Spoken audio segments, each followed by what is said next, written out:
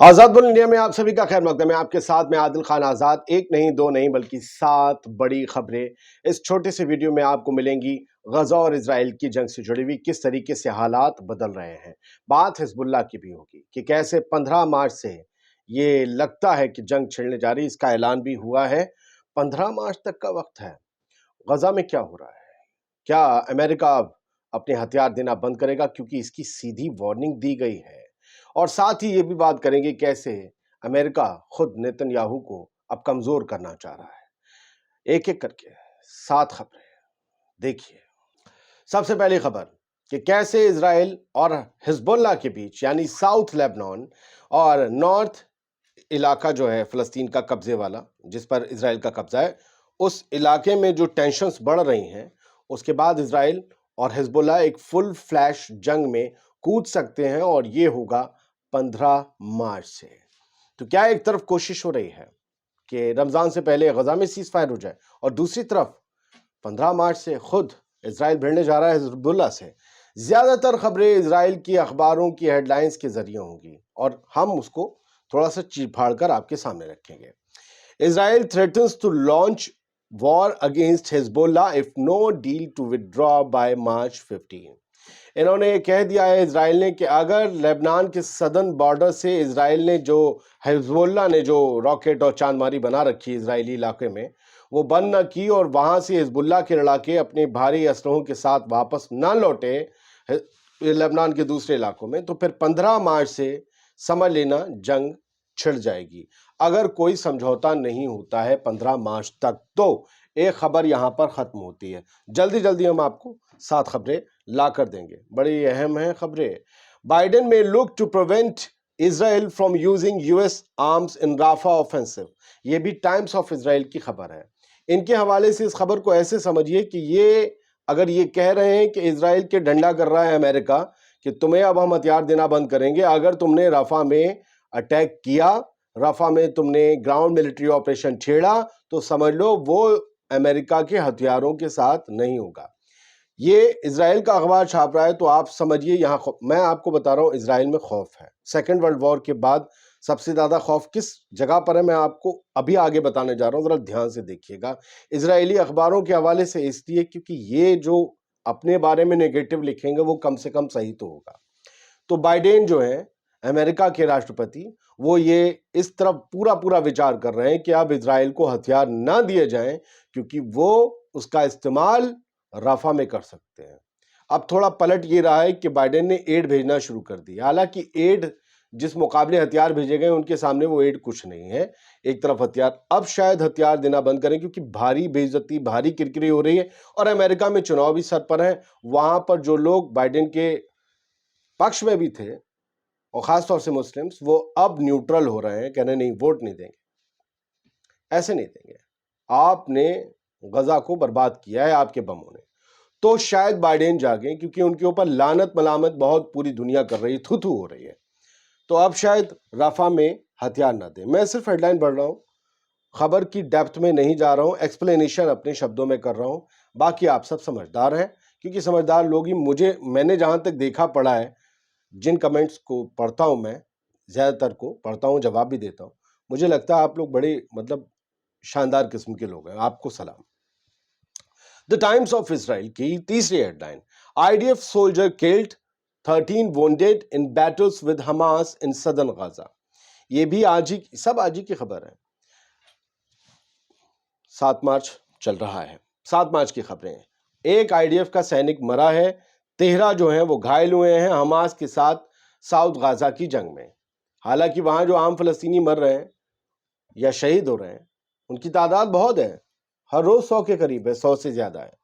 لیکن پھر بھی ان کے جو جا رہے ہیں جہاں بھی جا رہے ہیں وہ ان کے لیے بڑے قیمتی ہیں تو فلسطینی بھی قیمتی، لیکن یہ انہیں کچھ نہیں مانتے، خامیازہ انہیں بھی چکانا پڑ رہا ہے. چوتھی headline the Times of Israel کی، یعنی حماس غزہ میں مضبوط ہے، یہ آپ سمجھ لیجئے. اگر روز مار رہا ہے، گھائل کر رہا ہے اور ایسا گھائل کر رہا ہے وہ کبھی جنگ نہ لڑ پائیں گے.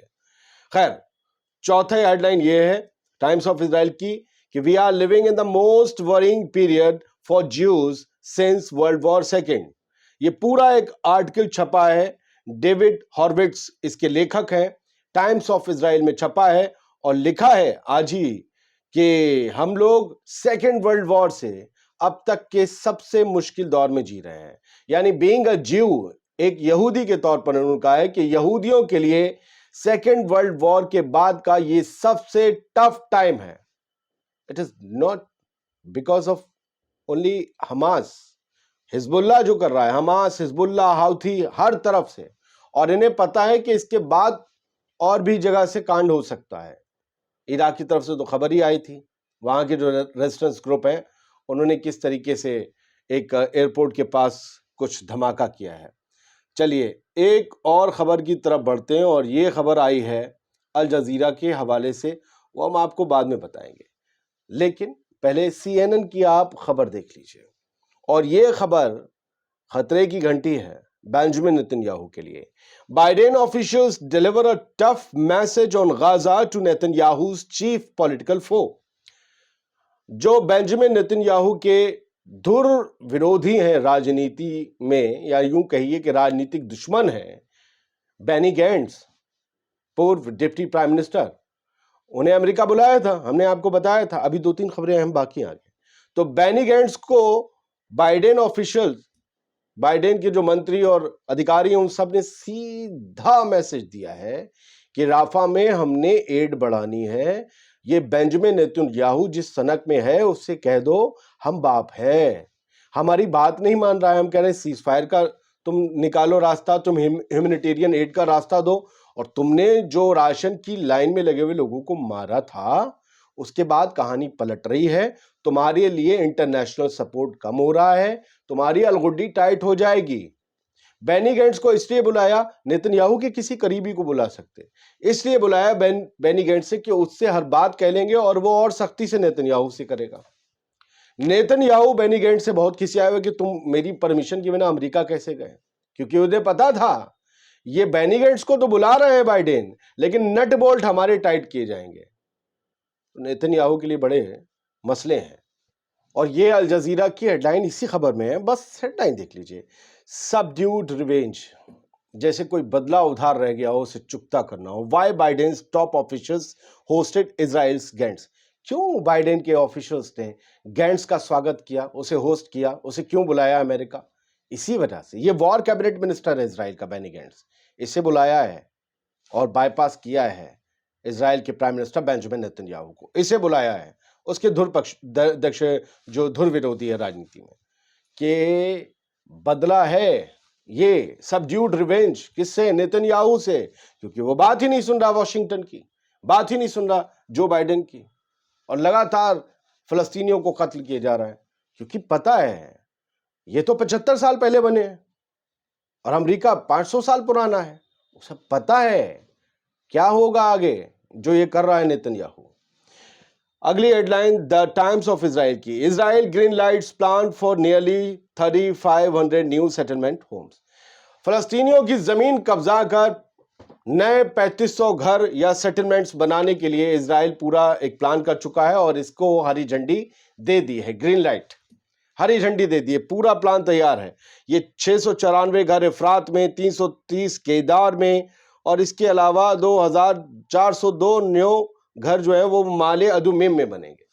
یہ سب فلسطینیوں کے باغات، ان کی زمینیں ہیں، ان کے کھیت ہیں، جنہیں قبضہ کر وہاں پر نئے سیٹلمنٹس بنا رہے ہیں. کہ کہیں سے یہ سب باہر سے آئے تھے، اپنے باپ کی زمین تھوڑی نہیں لے کے آ گئے تھے فلسطینی خطے میں، یہ سب تو باہر سے آئے نا بس کے، اور یہاں آ کر مانگ رہے ہیں وہ جگہ. تو فی الحال یہ 3500 نئے سیٹلمنٹ بنانے جا رہے ہیں، اور اس کے خلاف خود بائیڈن بھی ہیں. وہ جانتے ہیں اس کے کانسیکوینسز کیا ہوں گے، اور فلسطینی بھی اسے بننے نہیں دیں گے. چلیے میں آخری ہیڈ لائن پڑھتا ہوں. ساؤتھ افریقہ ایک بار پھر سے انٹرنیشنل کورٹ آف جسٹس پہنچا ہے، اور اس بار اسرائیل کے خلاف کئی اور اس نے سختیاں کرنے کی اپیل کی ہے، ایک نئی یاچکا دائر کی ہے کچھ نئے ثبوتوں کے ساتھ. تو کیا اسرائیل پر ایک نئے طریقے کا کیس چلے گا، یا پرانے کیس میں انٹرنیشنل کورٹ آف جسٹس کچھ قدم آگے بڑھتے ہوئے اسرائیل پر بندشیں لگائے گا، یا اسے اس کی ذمہ داری یاد دلائے گا؟ یہ دیکھنا ہوگا. میری کوشش تھی کہ اس ویڈیو میں آپ کو کئی بڑی خبروں کا ایک کلب دکھاؤں تاکہ آپ کا ٹائم بڑھ سکے. یہ کوشش پسند آئی ہو تو ضرور بتائیے گا. عادل خان آزاد کو اجازت دیجیے، آزاد بول انڈیا کو سبسکرائب کر لیجیے، اور ہماری ٹیم کو سپورٹ کرنے کے لیے یہ ہے QR کوڈ جو شروع میں بھی آپ نے دیکھا ہوگا. آپ اس پر جا کر انہیں سپورٹ کر سکتے ہیں. Thank you. سلامت رہیے.